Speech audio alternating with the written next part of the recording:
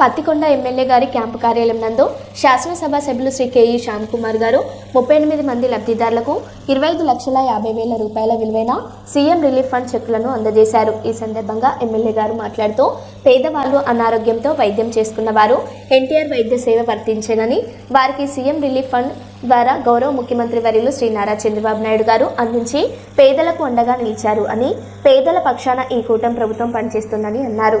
చెక్కులు అందుకున్న వారు ఎమ్మెల్యే కేఈ శ్యామ్ కుమార్ గారికి అలాగే కూటమి ప్రభుత్వానికి ధన్యవాదాలు తెలిపారు.